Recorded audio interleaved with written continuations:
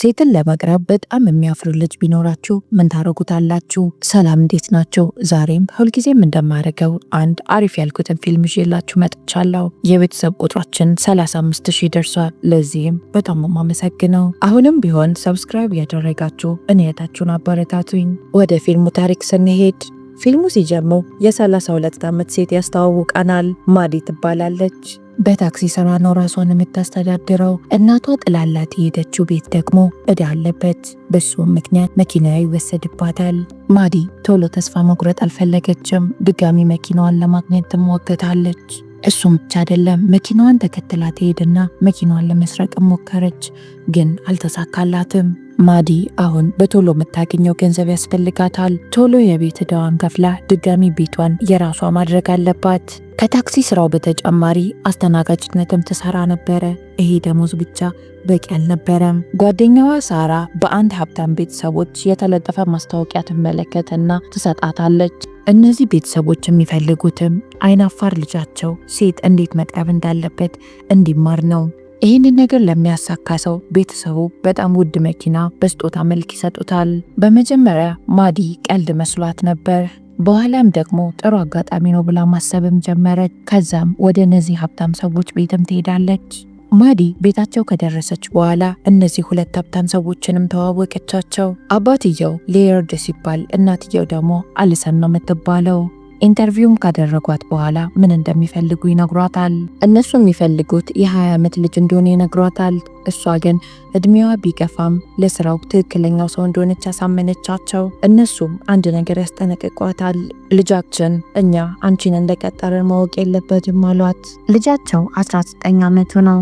ሴትን ልጅ በጣም ነው የሚያፍረው። ከፍተኛ ውጤት በማምጣት ሀገር ውስጥ አለ የሚባል ዩኒቨርሲቲ ውስጥ ተቀላቅሏል። አብዛኛውን ጊዜ የሚያሳልፈው ቤት ውስጥ ነው። ቤተሰቦቹ ኮሌጅ ከመግባቱ በፊት ቆንጆና ኮንፊደንስ ያላት ሴት ህይወት ውስጥ ብትኖር ብዙ ነገር ትቀይረዋለች ብለው ያምናሉ። እሷም ልጃቸውን ፐርሲን ለመተዋወቅ አብዛኛው ጊዜ የሚያዘወትርበት እንስሳት ማቆያ ትሄዳለች።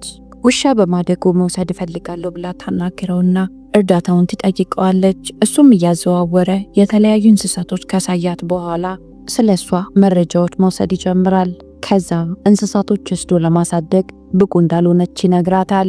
ከእንስሳት ማሳደጊያው ከወጣ በኋላ ወደ ቤት ለመሄድ ቸኩሎ ስለነበር ማዲ እኔ ልሸኝ ብለው መኪናው ውስጥ እንዲገባ ትጋብዘዋለች። ማዲ የያዘችው የጓደኛዋ መኪና ነበረ። እናም መኪናው ውስጥ የተለያዩ መሳሪያዎች ስለነበሩ ፐርሲ የመሰለው አግታ የምትወስደው ነበረ። ይባስ ብሎ ወደ ቤቱ ሳይሆን የወሰደችው ወደ ራሷ ቤት ነበረ። እሱም ራሱን ለማዳን ቦርሳ ውስጥ የነበረውን መርዛማ ነገር አይኗ ላይ ይረጭባታል። ማዲም ምን አስበህ ነው? እኔ ተመችተኸኝ ነው ወደ ቤት ይዤ የመጣሁት ትለዋለች። ፐርሲም ባደረገው ነገር በጣም ያዘንና ያደረገውን ነገር ለማካካስ እራት ልጋብዝሽ ይላታል። ለራት ግብዣውም ፐርሲ ባለው ነገር ዘንጦ ነበር የመጣው። ማዲ ስለ ህይወቱ አንዳንድ ጥያቄ እየጠየቀችው ልታረጋጋው ትሞክራለች። አልኮል ጠጥቶ ማያውቀውን ልጅ አልኮል ትጋብዘዋለች። አሁን ኮሌጅ ስትገባ አልኮል መጠጣት አይቀርም፣ ስለዚህ አልኮልን ልመደው አለችው። ምግብ በልተው ከጨረሱም በኋላ ወደ ሐይቅ ዳር ይሄዱና ውሃ ውስጥ ገብተው ይዋኛሉ። ፐርሲ ለመጀመሪያ ጊዜ በህይወቱ ቆንጆ ሴት ራቁቷን ያያል። ቤት ከመጡም በኋላ አንድ ላይ ጥሩ ጊዜ ለማሳለፍ ይሞክራሉ። ማዲ እየጨፈረችለት ጥሩ ጊዜ እያሳለፉ እያለ በመሃል ይቀራረቡና መሳሳም ይጀምራሉ። ፐርሲ በጣም ያፍርና ፈጠን ብሎ ይርቃታል።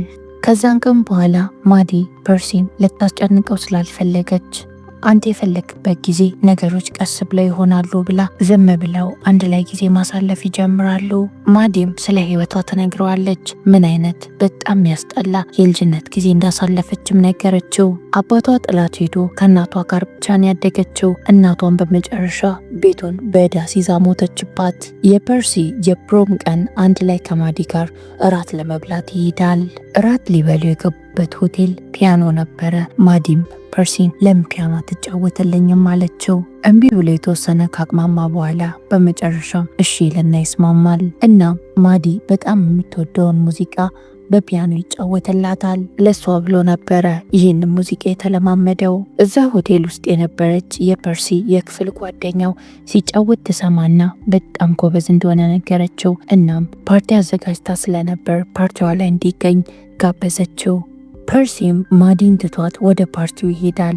ማዲ ነገሮች ደስ ስላላላት ፐርሲን ተከተለው ትሄድና ፈልጋ ታገኘዋለች። ስታገኘው ግን ጥሩ ሁኔታ ላይ አልነበረም። በዛ ሁኔታ ውስጥ ሆኖ ፐርሲ ማዲን እንደወደዳት ይነግራታል። የሚቀጥለው ቀን ፐርሲ ለቤተሰቦቹ ፍቅረኛ እንዳለው ይነግራቸዋል። ይህም ብቻ አይደለም፣ ወደ ኮሌጅ እንደማይሄድም ነገራቸው። ቤተሰቦቹ በጣም ነበር የደነገጡት። በዚህም ምክንያት ማዲ ጋር ይደውሉላትና ልጃችን ኮሌጅ እንዲሄድ እንዴትም ብለሽ አሳምኚው ይሏታል።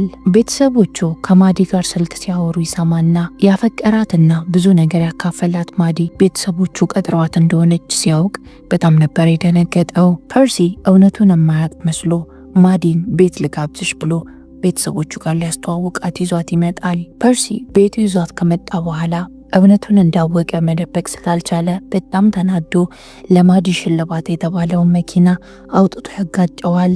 ማዲ የፐርሲ ሁኔታ ግራ ስለገባት ልታረጋጋው ትሞክራለች። በመጨረሻም ፐርሲ ሁሉንም ነገር እንዳወቀ ለማዲ ይነግራታል።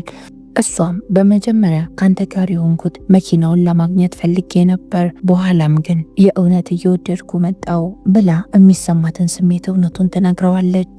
ቤተሰቦቿ ሀብታም ስለሆኑና የገንዘብን ችግር ስለማታውቀው ህይወት ምን ያህል ከባድ እንደሆነች አታውቅም እንጂ ትረዳኝ ነበር ትለዋለች። ከዚህ ንግግር በኋላ ፐርሲ ቤተሰቦቹ ጋር ሄድና ከዚህ በኋላ የእናንተን እርዳታ አልፈልግም፣ ራሴን ችዬ መኖር እፈልጋለሁ ይላቸዋል። ከዛም በኋላ ማዲ የፐርሲ ቤተሰቦች የሰጧትን የተጋጨውን መኪና ታስተካክለውና ህይወቷን ለመቀጠል ትሞክራለች። ግን ስለ ፐርሲ ማቆም አልቻለችም። ለቤቱ ብላ ፐርሲን እንዳጣችው ስታውቅ ቤቷንም ትሸጠዋለች። እናም ፐርሲን ከሄደበት ፈልጋ ታገኘውና ድጋሚ ይቅር እንዲላት ትለምነዋለች። ግን ሊሰማት ፈቃደኛ አልነበረም። መኪና ውስጥ ይገባና ጥሏት ለመሄድ ይሞክራል። ከብዙ ትግልና ልመናም በኋላ ፐርሲ እሺ ብሎ እድሉን ሰጥቷት ሁኔታዋን ተረድቷት ይቅር ይላታል።